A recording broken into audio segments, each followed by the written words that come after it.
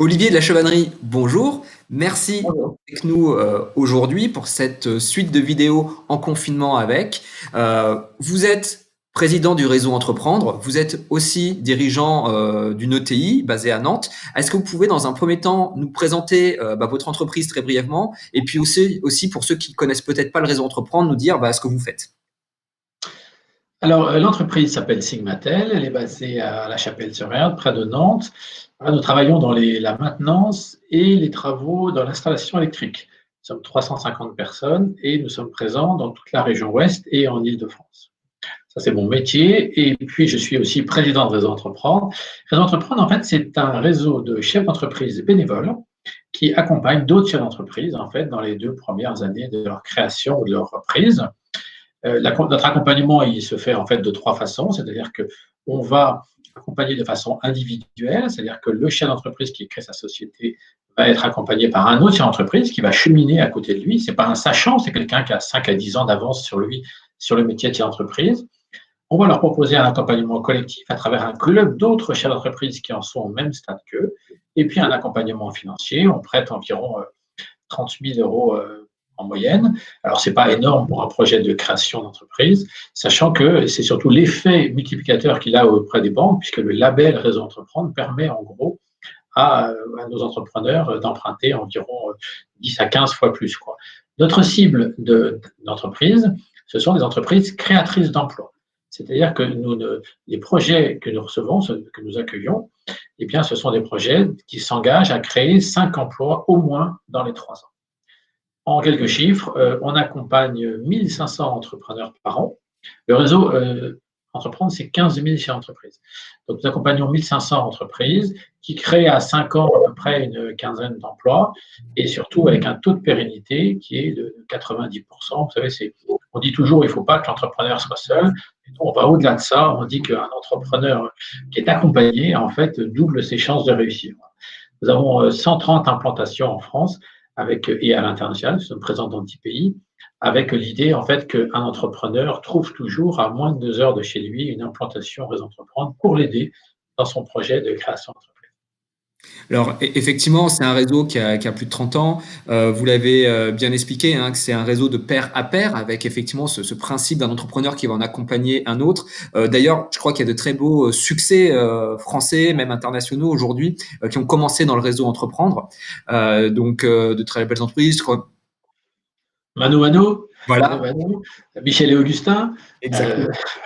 oui, on en a beaucoup, mais si vous voulez, on a 1500 par an. Donc, il y a bien sûr de très belles enseignes, mais surtout, ce que notre vraie réussite, c'est que nos entrepreneurs créent presque 20 emplois par entreprise en moyenne, et surtout avec un taux de pérennité de 90%. Ça veut dire que nous assurons la pérennité, l'accompagnement assure la pérennité des entreprises. Alors, je vais rebondir sur ce que vous venez de dire, de parler de pérennité, parce qu'on le sait, très souvent, on parle des 3 premières années qui sont des années cruciales pour les entreprises. On a bien compris que l'idée, c'est de les accompagner. Et là, en ce moment, on est dans une période 2020 qui est très, très compliquée. Comment ça se passe justement dans votre réseau? Quelles sont les remontées par rapport à ça? Parce qu'on se doute bien que déjà, pour une entreprise établie à l'heure actuelle, on est dans des situations en fonction de son secteur d'activité qui peut être catastrophique pour certains et pour d'autres, à l'inverse, qui peut être très bon aussi en fonction de là où on se situe. Mais comment ça se passe pour ces entreprises que vous accompagnez actuellement? Alors, en fait, nous, comme nous accompagnons des entreprises avec un potentiel de 5 emplois, en fait, on n'accompagne pas de commerce, on accompagne très peu de restaurants. Donc, si vous voulez, toute cette frange de projets et de commerce qui sont en grande difficulté, en fait, on ne les a pas chez nous. Et nous, dans notre spectre d'entreprises qu'on accompagne, aujourd'hui, on se rend compte que nos entrepreneurs, finalement, qui ont des projets assez récents, assez agiles, en fait, ont des soucis, mais en fait, pas tant que ça. En fait, un entrepreneur qui crée sa société, ben, il a l'habitude d'être agile, il a l'habitude de pivoter, il a l'habitude de changer de direction, etc. Donc finalement, ben, le Covid, c'est encore une demande de pivotement, encore une demande de revoir un peu son business, mais ils ont l'habitude. Et en fait, on n'a pas vraiment de grandes difficultés avérées encore dans nos lauréats. La question est plus, alors bien sûr, nos lauréats, on les a informés sur toutes les aides gouvernementales, beaucoup ont pris le PGE, les reports de charges, tout ça. Donc tout ça, en fait, globalement, on sent pas une crise de défaillance là, qui soit déjà là, quoi. Voilà, c'est la première chose. La deuxième chose, c'est que nous sommes un réseau de chefs d'entreprise. Et en fait, on sent bizarrement que nos membres, eux, trouvent les choses plus difficiles. C'est-à-dire que nos membres qui ont des entreprises qui ont plutôt 20 à 30 ans, ou 10, 20 ou 30 ans, enfin des entreprises un peu plus anciennes, eh bien, vous avez plus de mal à faire pivoter. Finalement, vous êtes moins agile quand vous avez une entreprise qui a 10, 20 ou 30 ans que quand vous avez une entreprise qui a 6 mois.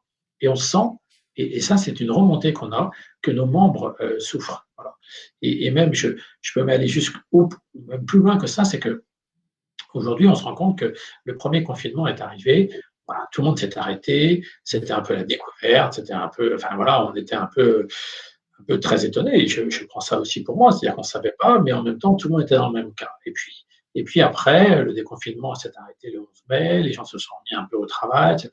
L'été est passé, les affaires étaient moyennes, mais reprenaient un peu. Le mois de septembre, on sentait que ça y est, ça repartait. Et puis là, octobre, deuxième confinement. Et bizarrement, ce deuxième confinement n'empêche pas de travailler, hein, puisque à part les commerces, hein, mais je vous dis, ce n'est pas encore notre cible, donc je ne parle pas des sujets que je ne connais pas, mais en fait, on se rend compte que en fait, le confinement, le deuxième, il est moins difficile, puisqu'on a le droit encore de travailler. Il faut prendre des mesures, mais ça, on le faisait déjà pendant l'été. Par contre, il a pesé énormément sur le moral des chefs d'entreprise. C'est-à-dire que, en fait, les gens avaient pris le premier confinement en se disant, bon, voilà, j'ai pris un coup, je vais avoir 2 mois sans quasiment chiffre d'affaires, etc. Et puis, en fait, on se rend compte que là, aujourd'hui, ce deuxième confinement, là c'est dur. Là, c'est dur. Et bizarrement, il est moins dur économiquement, mais au niveau du moral, on ressent qu'il est beaucoup plus dur.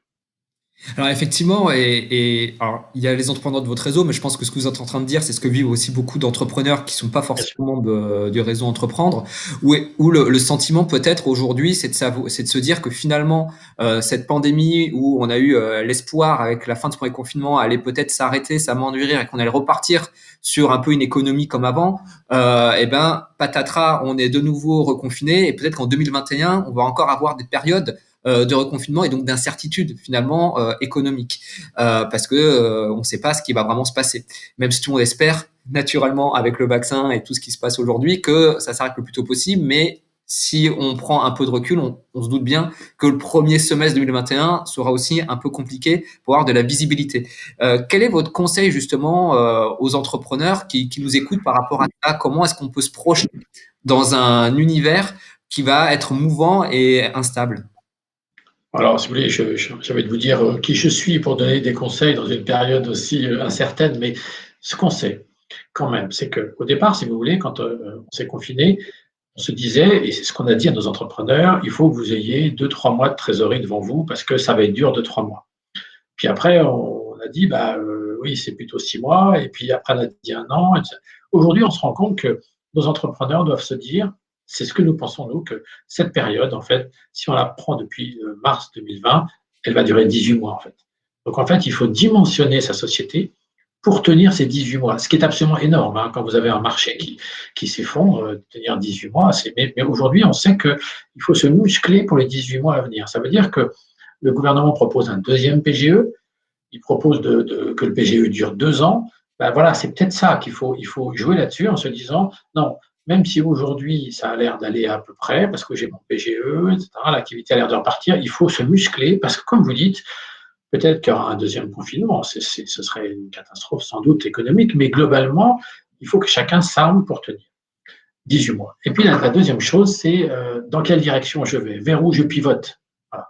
Et c'est très intéressant de dire, voilà, le monde d'avant, ce ne sera pas le monde d'après. Bon, une fois qu'on a dit ça, ça ne veut pas dire grand-chose, parce que c'est quoi le monde d'après? Et là, les réseaux, et c'est ce que vous disiez tout à l'heure sur l'impact, les réseaux, en fait, aujourd'hui, ont un vrai rôle pour aider les entreprises de leur galaxie, en fait, à pivoter vers des entreprises sur des métiers de proximité, sur des métiers inclusifs, sur des métiers dans l'environnement, sur des métiers, vous voyez, le monde d'après, eh bien, il faut qu'on attire nos entreprises vers ce monde d'après. Alors, avant, on le disait parce que en fait, il faut faire de belles entreprises, des entreprises à impact positif, donc ça c'est génial, quoi. Aujourd'hui, là, au pied du mur, en fait, il faut se dire non, si je dois réinventer mon entreprise, eh bien, il faut que je me fasse aider pour la faire pivoter vers une entreprise à impact positif. Vous voyez, donc en fait, il y a tout un positivisme de se dire je dois tenir 18 mois, ce qui est quand même super lourd,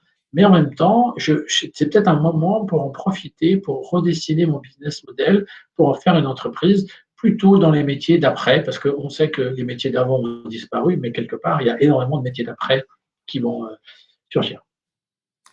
Très bien, merci beaucoup. Peut-être une dernière question avant de terminer notre entretien. Vous avez dit que ce qui était important aussi, c'est d'avoir cette vision longue finalement et de pas de se dire que si aujourd'hui l'entreprise va peut-être à peu près bien, on ne sait pas ce qui va se passer en 6 mois. Donc effectivement, trouver des financements annexes, dont le PGE dont on a parlé, c'est peut-être une bonne solution. Est-ce qu'aujourd'hui, vous sentez pas aussi qu'il y a pas une crainte, mais finalement le PGE, il faudra le rembourser au bout d'un moment, et que certes, aujourd'hui, il n'y a pas de défaillance, comme vous l'avez dit, que les entreprises arrivent à se financer et que le gouvernement a mis en place aussi des moyens pour aider les entrepreneurs et les entreprises installées à passer cette période difficile, mais tôt ou tard, vous allez être un peu rattrapé par la police, entre guillemets, parce qu'il faudra quand même rembourser, quoi. Et est-ce que ça, vous sentez qu'au sein du réseau, ça peut être un frein ou une problématique ou une inquiétude? Non, en fait, honnêtement, là, c'est le coup d'après, quoi. C'est-à-dire, le coup d'aujourd'hui, c'est de retrouver de l'activité, c'est de pouvoir remettre les gens au travail, de les sortir du chômage partiel. Et c'est ça, l'entrepreneur, y compris dans ma société. J'ai pris un PGE très important et je ne suis pas à me dire quand est-ce que je le rembourse. Je suis en train de me dire aujourd'hui, est-ce que j'ai de l'activité pour tout le monde? Est-ce que je peux retrouver mes niveaux de marge que j'avais avant pour un jour rembourser mon PGE? C'est vrai que le PGE a fait que les entreprises se sont beaucoup endettées. Mais en fait, si les entreprises retrouvent un business model qui fonctionne, elles se désendetteront, ça mettra plus de temps. Mais aujourd'hui, si une entreprise ne trouve pas de business model, si elle ne retrouve pas de l'activité, de toute façon, ce n'est pas le problème du PGE qui va se traiter, c'est le problème de l'activité et de la survie de l'entreprise. Voyez, donc honnêtement, on n'en est pas là. C'est idiot à dire, mais on n'en est pas là. On en est aujourd'hui à se dire, allez, on retrouve la santé, on retrouve de l'activité. Et puis après, il faudra rembourser le PGE. On espère qu'on pourra le faire au plus vite, mais voilà, ce n'est pas le sujet d'aujourd'hui. Écoutez, merci beaucoup. Donc, pour résumer, effectivement, dans un premier temps, tenir, dans un second temps, réfléchir à son business model et se dire est-ce que finalement, c'est pas aussi une opportunité à l'heure actuelle pour réfléchir au monde d'après qui finalement est le monde d'aujourd'hui et qui arrive beaucoup plus vite que ce que certains pensaient, et voir si effectivement dans son entreprise il n'y a pas des choses à mettre en place pour coller à ce que attendront les consommateurs et puis aussi tout simplement les collaborateurs de demain, et puis naturellement utiliser tous les leviers qui existent aujourd'hui de financement pour pouvoir passer cette période compliquée en espérant que mi-2021, on passe à autre chose. Et se faire accompagner par les réseaux qui sont vraiment là au service des entrepreneurs. Ce sera le mot de la fin. Merci beaucoup, Olivier de la Chevannerie, d'avoir été avec nous aujourd'hui. Je vous dis à très bientôt, et puis à très bientôt pour ceux qui nous suivent sur les réseaux sociaux. Au revoir. Au revoir, à bientôt.